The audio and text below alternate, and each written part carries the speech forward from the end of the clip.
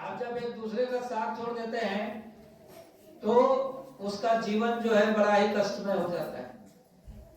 इसीलिए कहा गया है धीरज धैर्य मित्र अनुनारी आपद काल पर रखिए जाए। मित्र और पत्नी का परीक्षा जो है दुख के समय में ही होता है। कौन कितना धैर्य धारण करता है, कौन कितना आपको मदद करता है, कौन आपको सहायता करता है, ऐसे परिस्थितियों में ही उसकी पहचान होती है। इसलिए प्रेमियों, आप भजन का पहले आप मैदान तैयार करो। आप मैदान जो है आप मैदान तैयार करो, जमीन तैयार करो भजन का। अपने घर गृहस्थी का माहौल को जो है आप साफ सुथरा करो, शांतिमय माहौल बनाओ। और ऐसे शांतिमय माहौल बनाओगे तो आप देखोगे कि आपका भजन जो है ऑटोमेटिक बनना शुरू हो जाएगा। हर सदस्य एक दूसरे को मदद करना शुरू कर देगा तो आपको भजन करने की तकलीफ नहीं होगी। बहुत सारे ऐसे प्रेमी हैं जिनके घरों में अक्सर इस बात के लिए विवाद होता है कि वो भजन में बैठ गया तो ये काम छोड़ दिया, वो काम छोड़ दिया, ये काम नहीं कर रहा। अरे भाई ठीक है, अगर वो भजन कर रहा है तो जो नहीं कर रहा है वो उस काम को कर। ऐसी समझौता जो है आपको अपने परिवार में बना के रखना है। और याद रखो, अगर आप नहीं बना के रखते हो तो आप परमात्मा की कमाई भूल जाओ। आप ये मत सोचो कि मेरा भजन कभी जीवन में बनेगा। भजन करने की जिज्ञासा ही नहीं रहेगी। आपस में आप लड़ाई झगड़ा करते रहोगे तो मन खराब हो जाएगा। जब मन खराब हो जाएगा तो आप अलग, आप अलग, वो अलग, ये अलग, वो अलग, सब अलग अलग हो जाए। इसीलिए हमको आपको जो है, हमको आपको एक अलग मिसाल कायम करना है समाज में। जैसे हम आप निकलते हैं गांव गांव में शाकाहारी का प्रचार करने के लिए, तो प्रेमियों, शाकाहारी केवल मांस मदिरा छोड़ने से शाकाहारी नहीं बनते।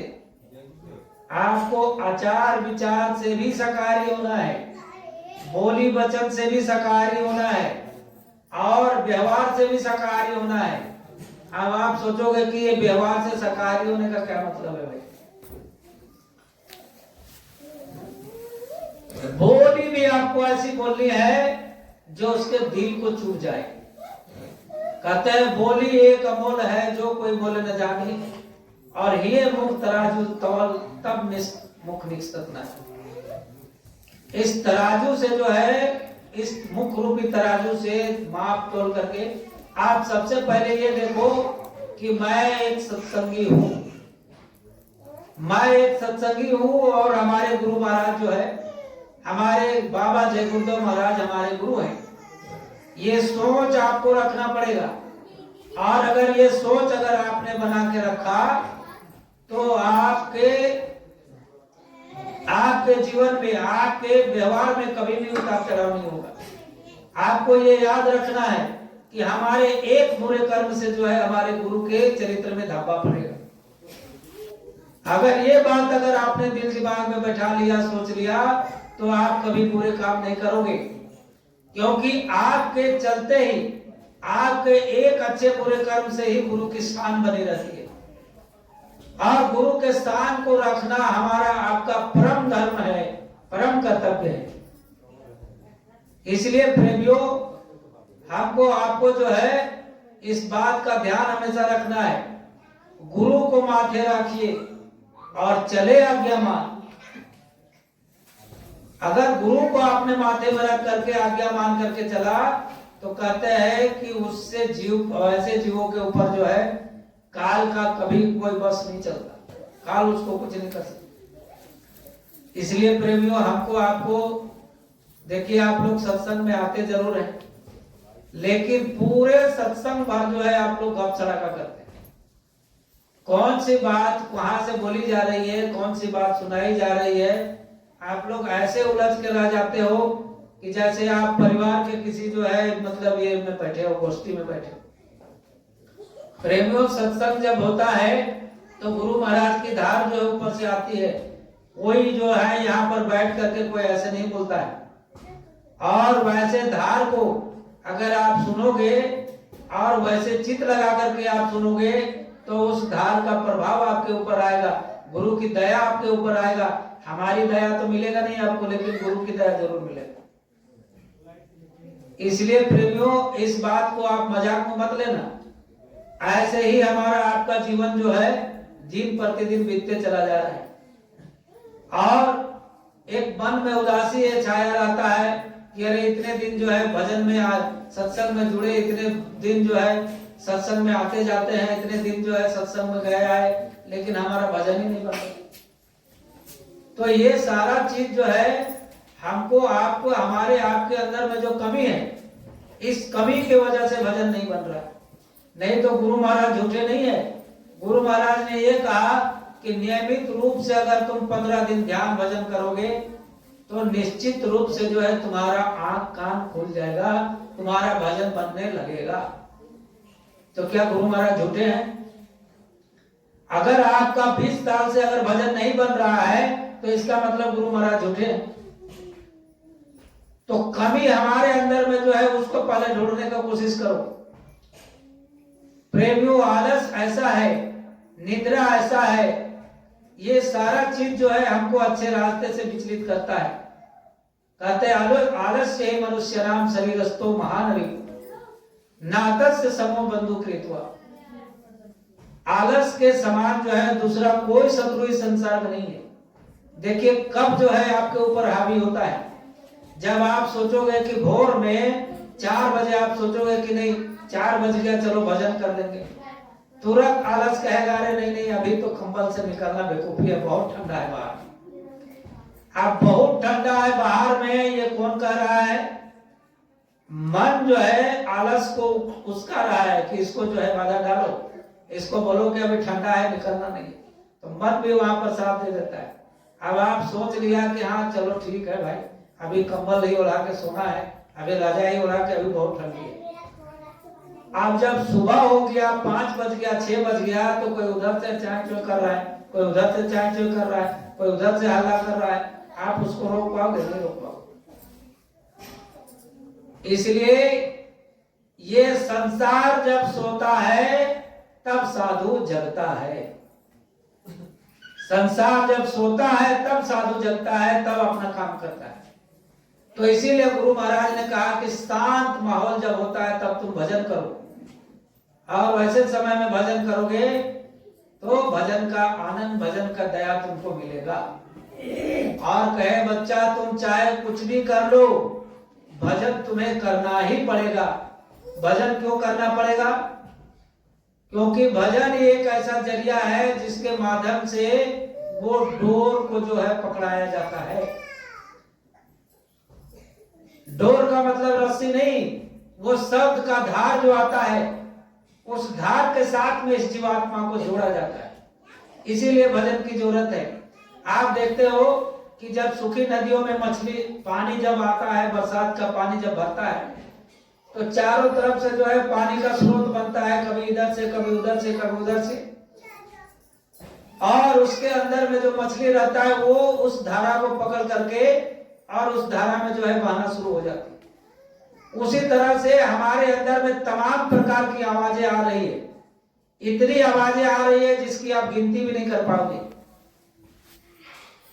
लेकिन गुरु महाराज ने कहा कि हर एक आवाज को सुनो, लेकिन छांटो उस आवाज को जो तुमको अपना घर ले जाएगा। तो गुरु महाराज ने हर एक मुकाम का अलग अलग नाम बताया, अलग अलग आवाज बताया और अलग अलग धुन बताया। आप उस धुन को पकड़ करके जिस लोक से वो धुन आ रहा है, वो धुन को पकड़ोगे तो आपको वो धुन जो है वो लोक पहुंचा देगा। फिर वहां से जो है अलग धुन जब आपको सुनने के लिए मिलेगा, और वो धुन जब आपके कान में आएगा तो उस धुन को जब पकड़ोगे तो वो धुन फिर आपको वो लोक में पहुंचा देगा। इस तरह से ये जीवात्मा मुकाम बाय मुकाम, मुकाम बाय मुकाम होते होते जो है अपना घर जाता है। तो इसलिए जो है भजन की आवश्यकता है। गुरु महाराज ने स्पष्ट सत्संगों में कहा कि चाहे तुम कितनी सेवा करो, कुछ भी करो, रात दिन तुम सेवा में लगे रहो, लेकिन तुम्हें वक्त निकालना पड़ेगा भजन के लिए। और जब तक भजन में लीन नहीं हो जाओगे तब तक तुमको सेवा का फल का अनुभूति नहीं होगा। ये सेवा आप कर रहे हो, इसका अनुभव तब प्राप्त होगा जब आप भजन करोगे। और गुरु महाराज ने कहा कि भजन के माध्यम से ही मैं तुम्हारे समस्याओं का समाधान करता हूं। स्वामी जी ने कहा कि संसार में मुसीबत हजार है, लेकिन उसका एक समाधान है और वो है भजन। इतना सरल जो है हमको आपको गुरु महाराज ने बता दिया कि मुसीबत हजार है, लेकिन उसका उपाय मात्र एक है और वो है भजन। और वास्तव में जो प्रेमी भजन में लगे हुए हैं वो इधर उधर जो है भटक नहीं रहे और इधर उधर के झमेलों में नहीं फंस रहे, लेकिन जो भजन के रास्ते से विमुख हो गया, जो इधर उधर खुदाबांदी कर रहे हैं, सत्संग से दूर हो गए, संगत से दूर हो गए, वो हमेशा जो है वो देखिएगा कि आप जो है उलझना शुरू हो गया, उलझ गए। और इस उलझन में जो है कभी सुलझने की गुंजाइश ही नहीं है। इसलिए प्रेमियों, हमको आपको गुरु का हाथ पकड़े रहना है, और जब गुरु का हाथ पकड़े रहोगे तो निश्चित रूप से जो है एक दिन आपको घर जाना है।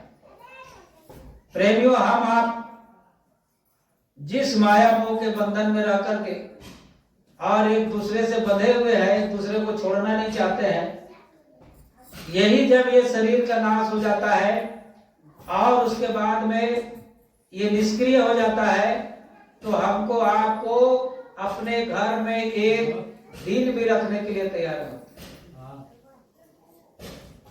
अपने ही रिश्ते नाते जिससे आप जीवन भर प्रेम किए, इसी शरीर के द्वारा आप कमाए, इसी शरीर के द्वारा धूप गर्मी बरसात जाड़ा हर चीज में जो है आप ये करके, ठंडा में जो है कमा करके आपके लिए, आप उसके लिए सुख सुविधा लाए।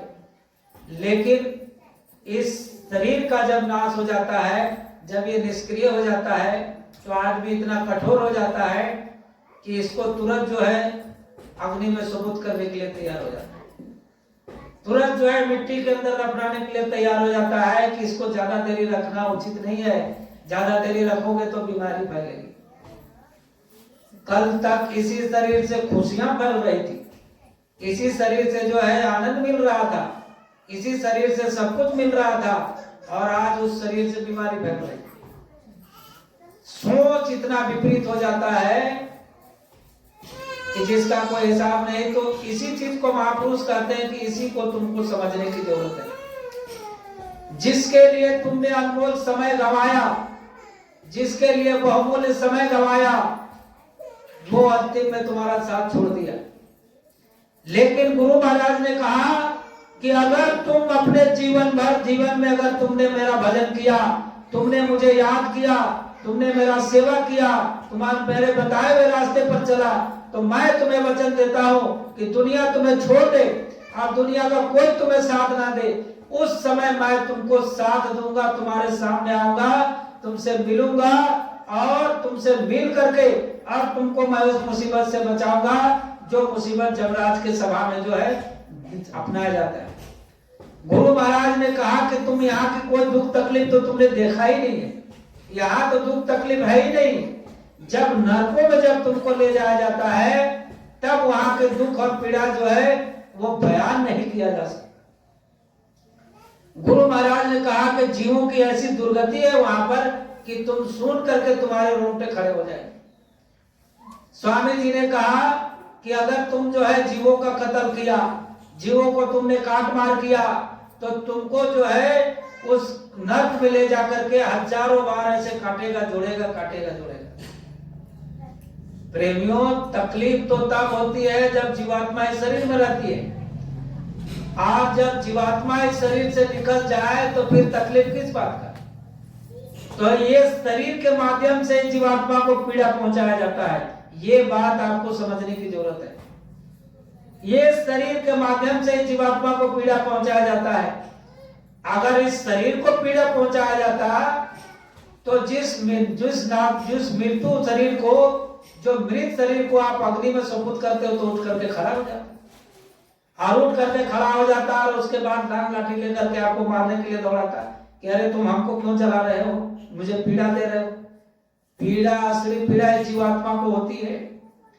जब तक इस शरीर के अंदर में इसका वास रहता है तब तक इस शरीर के माध्यम से जीवात्मा को पीड़ा पहुंचाया जाता है। तो वहां पर जो है गुरु महाराज ने कहा कि हजारों बार ऐस को उसको जो है काटा जाता है, जोड़ा जाता है, काटा जाता है, जोड़ा जाता है। लाखों मील दूर, 1-2 किलोमीटर की बात नहीं है, लाखों मील दूर तक आवाजें जाती है, चीख पुकार जाती है, लेकिन कोई वहां बचाने वाला नहीं जाता है। क्योंकि उसका रचना ऐसा है, उसका बनावट ऐसा है, उसका विधान ऐसा है कि यहाँ का कोई भी मददगार तुम्हारे सामने वो जा नहीं सकता। लेकिन गुरु महाराज ने कहा कि संत की मर्यादा ऐसी है, संत की पहुंच ऐसी है, महापुरुष की पहुंच ऐसी है कि उसके लिए कोई कहीं पर कोई प्रतिबंध नहीं, वो कहीं भी आ जा सकते हैं, कोई उनका रुकावट नहीं। जिस लोक में जाते हैं उस लोक के जीव जो है थरथराने लगते हैं, उस लोक के मालिक का जो है सिंहासन डोलने लगता है। ऐसे महापुरुषों में पावर है। और जो हमको आपको सदा सहाय करे, जो करे सदा सहाय, ताको ऐसे पीठ दिखाए,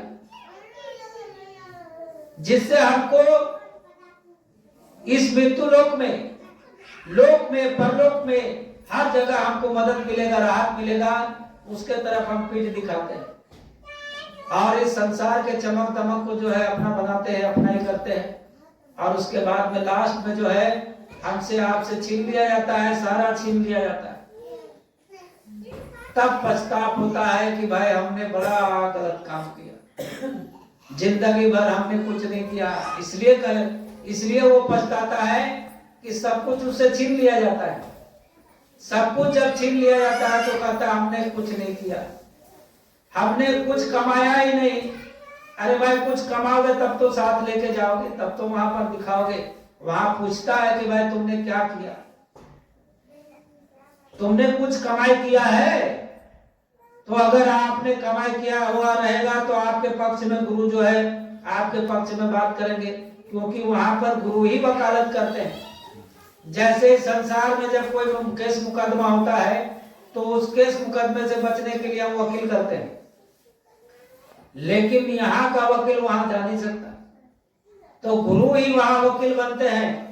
और उसके बाद में हमारे पक्ष में खड़े होकर के उसके बाद में बोलते हैं कि भाई जब से ये मेरे शरण में आया तब से जो है इन्होंने गलत काम छोड़ दिया, दारू शराब छोड़ दिया, मांस मदिरा छोड़ दिया, मिर्चा द्वेष करना छोड़ दिया, चोरी चमारी छोड़ दिया, बेविचार करना छोड़ दिया।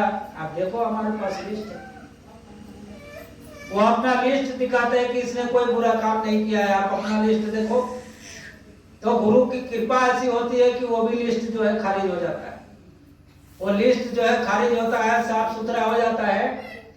तब जो है जमराज कहते हैं कि भाई ठीक है आप चले जाओ, ऐसे सलामी मारते हैं। वही जमराज जो है सलामी मारते हैं जीव को, और गुरु जो है अपने साथ लेकर के और वो जीव को परम धाम को पहुंचा देते हैं। कहते हैं ऐसे गुरु को पाने में, कहते ये तन विष की बेलरी और गुरु अमृत की खान, शिष्य दिए जो गुरु मिले तो भी सस्ता है।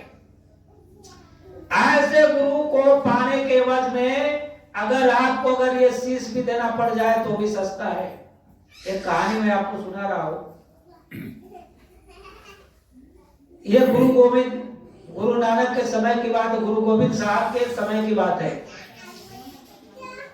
उस समय होता क्या था कि राजाओं के बीच में जो है भारी युद्ध हुआ करता था। जब मन करता था तब जो है कोई राजा अपना सेना तैयार करके और जाके दूसरे राज्य में हमला कर देता था, और उसके बाद में उसके राज को कब्जा करके और उसके बाद में उसका राजपाट सब छीन लेता था, और यहाँ तक कि उसका रानी को भी छीन लेता था। ऐसे प्रवृत्ति पहले राजाओं के पास था। अब ये जब से लोकतंत्र हुआ है, जब से लोगों में ये ऐसा ही हुआ है, तब से राजा को चुना जाता है वोट से। जैसे हम लोग आप लोग वोट देते हैं, वोट के माध्यम से राजा को चुना जाता है। तो अब ये अभी भी लड़ाई झगड़ा होता है, लेकिन यहाँ पर हमारे यहाँ जो है अभी उस तरह के ये नहीं होता है। उस तरह के राजतंत्र जो है सब खत्म हो गया, राजाओं का राज खत्म हो गया। तो उस समय जो है मराठाओं के बीच में जो है अंग्रेज और मराठा के बीच में जो है लड़ाई जो वो होता था, तो मराठा जो है गुरु गोविंद साहब के पास में आए और कहे कि भाई ऐसा है, आपके पास जो है लाखों शिष्य हैं, अगर आप मुझे मदद कर लोगे तो मैं जो है इनको जीत लूंगा, ये राजा को ये मैं इसको जीत लूंगा, हम जो है युद्ध में जीत जाएंगे और हमारा विजय हो जाएगा। तो गुरु गोविंद साहब कहे कि भाई ये जितने जो तुम देख रहे हैं लाखों का संख्या में जो भीड़ देख रहे हो, इसमें से असली कोई नहीं है। तो कहा क्या बात करते हैं गुरु महाराज, अरे आपके लिए ये लोग प्राण निछावर करने के लिए तैयार हैं, सर्दी गर्मी धूप बरसात सब में जो है ये लोग आते हैं आपके सत्संग सुनने के लिए, आपके शरण में आते हैं, और ये बात आप कैसे करते हो। तो गोविंद साहब कहे कि भाई अगर आपको देखना है तो मैं प्रत्यक्ष आपको दिखाऊंगा। तो उन्होंने जो है सत्संग के सामने में एक छोटा सा मकान छोटा सा झोपड़ी बना हुआ था, उसी में जो है एक तरबूजा रखवाए थे और उसके बाद में जो है तलवार रखवाए थे और एक बाल्टी में लाल रंग घोल करके रखवाए थे, और उसके बाद में जो है प्रेमियों का परीक्षा लेना शुरू किया। मंच पर चढ़ गए, मंच पर चढ़ने के बाद सत्संग हुई, सत्संग होने के बाद जो है सत्संग होने के बाद तलवार लेकर के जो है गुरु गोविंद साहब जो है खड़े हो गए, कहे कि भाई इसमें से कौन ऐसा है, देखिए शब्द को पकड़ने की जरूरत है, इसमें से कौन ऐसा है जो मेरे लिए शीश दे सकता है। शीश, शीश का मतलब लोगों ने सोचा कि ये गुरु महाराज जो है सिर मांग रहे हैं, ये सिर मांग रहे हैं। अब दिमाग में आया कि ये गुरु तो पगला गए, कल तक तो बोल रहे थे कि किसी जीव का हत्या नहीं करना, ये तो अपने तलवार लेके खड़े हो गया, शीश मांग रहे हैं। तो सब लोग जो है सन्नाटा हो गया, कोई जवाब ही नहीं दे, कोई उठ के खड़ा भी ना हो कि भाई मैं आपको शीश देने के लिए तैयार हूं, ऐसा कहने वाला कोई नहीं। बड़ा मुश्किल से जो है एक शिष्य जो है वहां पर खड़ा हुआ, कहा गुरु महाराज मैं आपको शीश देने के लिए तैयार हूं। बोले ठीक है तुम आ जाओ। वो आए और उसके बाद में जो है उसको झोपड़ी में घुसाया गया और उसको समझाया गया कि देखो मैं तरबूजा को काटूंगा और खट से आवाज करेगा, तुम चिल्लाना, और तरबूजे को मैं तुमको दूंगा, तुम यहीं बैठ के खाना, बाहर मत निकलो। अब जब वो तरबूजा को काटते हैं गोविंद साहब, तो खट से आवाज किया, जोर से चिल्लाया। उसके बाद में जो है वो ऐसे बाल्टी में जो लाल कलर घोला हुआ था उसको ऐसे उसमें तो तलवार डुबा के निकाले। अब जब लाल कलर में तलवार को डुबा करके निकाले और मंच पर खड़े हुए, तो जितने लोग साहस करके वहां पर खड़े थे एक भी नहीं रुके, पूरा मैदान खाली हो गया, पूरा मैदान खाली हो गया। उसके बाद में दौड़ दौड़ करके जो है वो बोला अरे चलो रे भाई भागो भागो, ये गुरु तो पगला गया, सिटिया गया, अब जो है ये शीश मांग सबका गला काट रहा है। ऐसे बोल करके जो है वहां पूरे भागे। अब दूर में जो है गौशाला था, तो गौशाला में कुछ प्रेमी सेवा कर रहे थे, तो भागते भागते जैसे मान लीजिए आपके कोई सगे संबंधी वहां सेवा कर रहा है, तो कहे चलो भाई इसको भी सूचना दे देते हैं कि गुरु पगला गया है, तो भागो यहाँ से छोड़ छाड़ करके। तो वो लोग गया, कहा कि अरे भाई भागो, गुरु महाराज जो है ना बड़ा तलवार लेकर के मंच पर खड़ा हो गया और बोला कि भाई तुम लोग में से कौन मुझे शीश देने के लिए तैयार है। तो वो जो गौशाला में जो सेवा कर रहे थे वो लोग पक्के शिष्य थे, उन लोगों को जो है मालूम था, गुरु का जो है बात समझ में आ गया। बोले अरे गुरु महाराज कहे शीश देने के लिए, तो तुमने क्या समझा? बोला अरे क्या समझा, वहां पर गला जैसे ले गया एक आदमी को, एक चेला को, और काट दिया, और उसके बाद में लंका तलवार लेकर के निकले। भैया हम तो नहीं जाने वाले, अगर तुमको जाना है तो जाओ। तो एक तो वहां मिला और 4 लोग जो है, 4 प्रेमी जो है वहां से भाग करके और उस मैदान में आए, उस मंच में आए जहां पर जो है इस तरह की लीला रची जा रही थी। चारों जो है वहां पर खड़े हो गए। अब बोले गुरुजी मैं शीश देने के लिए तैयार हूँ। गौशाला से आए। गौशाला से आकर के वो लोग मंच पर खड़े हो गए और कहे गुरुजी मैं आपको शीश देने के लिए तैयार हूँ। तो उनको तो परीक्षा लेना था। जीव को गुरु कुछ भी कर सकता है, लेकिन अपने भक्त का मर्यादा, अपने शिष्य का मर्यादा कभी भी जो है विहीन नहीं होने दे, कभी हीन नहीं होने दे, ये चीज है।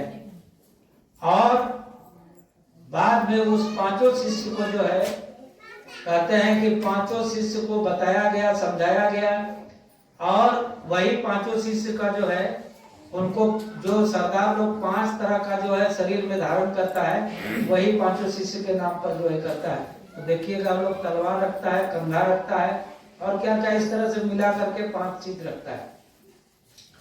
उन लोग को बोला गया कि रात भर तुमको जो है जहां पर वो उनकी सेना रुकी हुई थी उसी रास्ते में उन लोग को रात भर घोड़ा दौड़ाया, पांचों शिष्य को।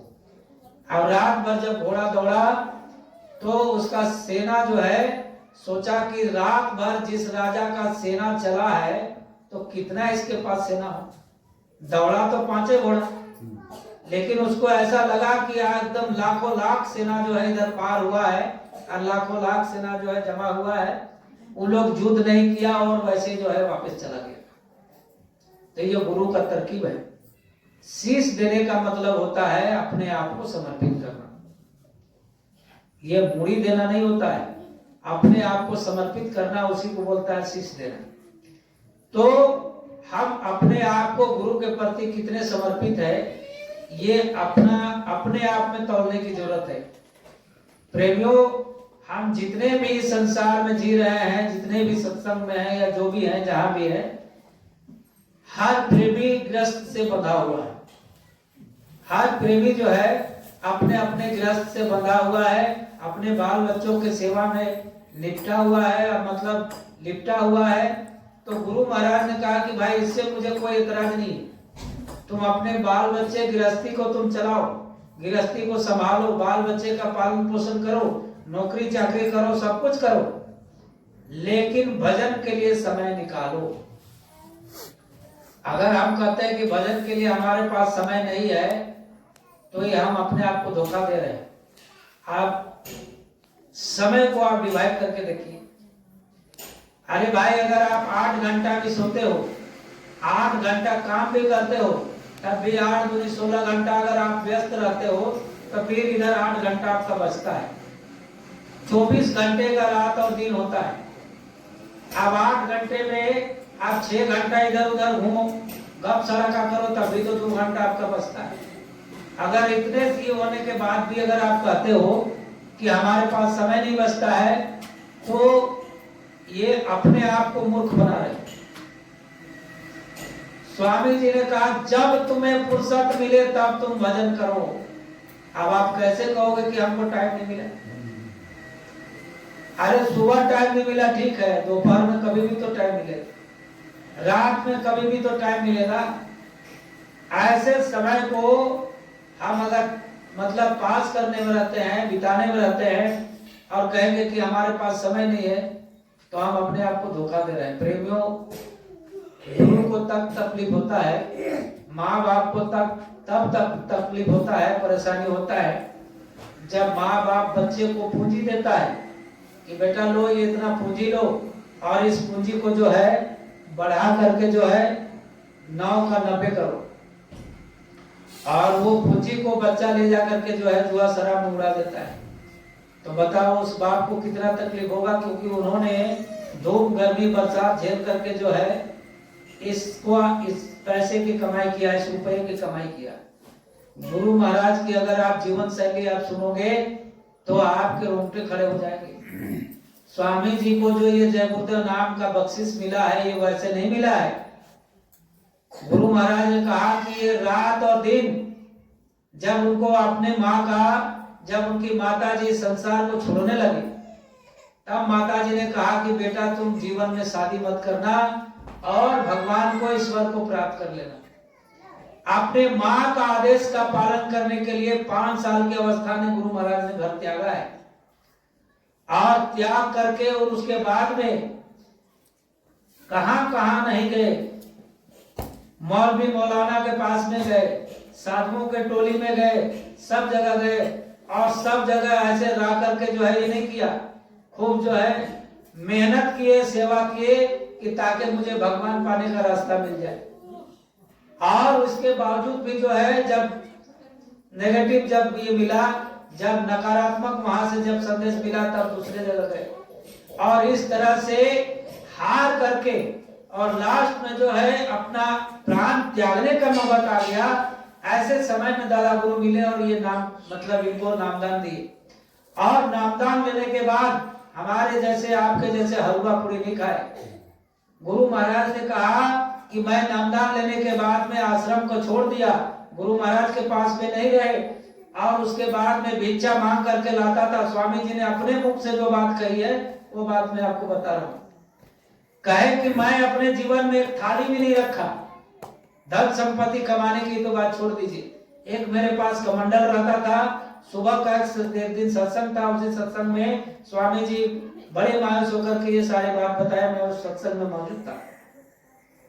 स्वामी जी ने कहा कि मैं कमंडल रखता था और उस कमंडल में पानी रखता था और जो आटा मांग करके लाता था उस आटे को कहीं चट्टान मिल गया, कहीं पत्थर मिल गया, उसी पत्थर में जो है उस पत्थर को धो करके और उसके बाद में आटा को सान करके और गोल गोल जो है बाटी बना लेते थे और उसके बाद में आग में पका करके, ऐसा नहीं कि कोई कढ़ाई में सब्जी उब्जी पूरी बना करके ही थे, कहे कि उस आग में बाटी को पका करके और उसके बाद में अपने मोटरी में बांध लेते थे, कपड़ा का मोटरी में बांध लेते थे और कहे कि एक दिन में एक ही मतलब ऐसे पानी में डुबा, जब खाने का इच्छा होता था तो भजन करने से पहले जो है पानी में कमंडल में डुबा कर रख देते थे बाटी और एक दिन का बनाया हुआ 20-20 दिन तक गुरु महाराज ने खाया और 18-18 घंटा तपस्या करने के बाद परमात्मा ने इनको जय गुरुदेव नाम का बख्शिश दिया। जब इनकी कमाई हुई, इनकी तपस्या जब साधना पूरी हुई, तब जो है इनको जय गुरुदेव नाम का बख्शिश दिया और परमात्मा ने कहा कि ये इस जय गुरुदेव नाम का जहाज को तुम लेकर के मृत्यु लोक में जाओ और लोगों को बताओ कि इस जय गुरुदेव नाम में भारी शक्ति है और इस जय गुरुदेव नाम में ही इस कलयुग में कल्याण होगा। इस जय गुरुदेव नाम का जहाज में जो सवार हो जाएगा वो मेरे घर तक पहुंचेगा। ऐसे जा करके पूरे विश्व में इसका प्रचार करो। तो हम लोगों को आदेश हुआ, जंगल झाड़ पहाड़ पर्वत जा करके इस नाम को जो है हम लोगों ने प्रचार किया। गुरु महाराज ने कहा कि बच्चा जाओ इस नाम का चारों तरफ प्रचार करो और उसके बाद में जो है प्रेमियों ने प्रचार किया और आज गुरु महाराज के पास मुट्ठी भर संगत था, लेकिन आज एक देश की जनसंख्या जितनी नहीं है उतने गुरु महाराज के शिष्य। इसलिए प्रेमियों आप बहुत भाग्यशाली हो कि आपको ये नाम का बख्शिश मिला है। ये कोई मामूली नहीं है। आप ये मत समझना कि आप भजन नहीं करोगे तो गुरु महाराज का कोई नुकसान हो जाएगा। उन्होंने कहा कि मेरी संपत्ति को कोई नहीं बर्बाद कर सकता। मैंने जो चीज तुम्हें दिया है अगर तुम उसे फेंक भी दोगे तो वो वापस मेरे पास चला आएगा। ये बर्बाद होने वाला चीज नहीं है। जो चीज मैंने तुमको दिया है ये सोने चांदी रुपए पैसे से भी कीमती है। इसको जैसे आप सोने चांदी रुपए पैसे को आप तिजोरी में बंद करके रखते हो, ऐसे इस नाम को रात और दिन रटने की जरूरत है। चलते फिरते हमेशा, ऐसा नहीं कि भूल जाओ, चलते फिरते रास्ते में कहीं भी। इसीलिए ना जब गुरु महाराज ने कहा कि जब कोई प्रेमी आपस में मिलो तो प्रेम से ऐसे जय गुरुदेव नाम का उद्घोष करो ताकि उसमें मालिक का याद आता है। तो प्रेमियों काफी समय हो गया है और लोगों को दूर भी जाना है और कुछ सेवाएं हैं वो भी सेवा आपको करना है। तो इन्हीं शब्दों के साथ मैं गुरु महाराज के वचनों को विराम देता हूँ। हमारे वचन समझ करके आप मत अपने दिमाग में रखना, जो भी वचन थे वो सारे गुरु महाराज के थे। अगर गुरु महाराज के वचन समझ करके अपने दिल दिमाग में रखोगे तो आपके परमार्थ में लाभ होगा, कमाई होगा और आपको तरक्की मिलेगी। इन्हीं सब शब्दों के साथ मैं अपने शब्द को विराम देता हूँ। अब आप लोग खड़े हो जाएं, आरती होगी उसके बाद में प्रसाद।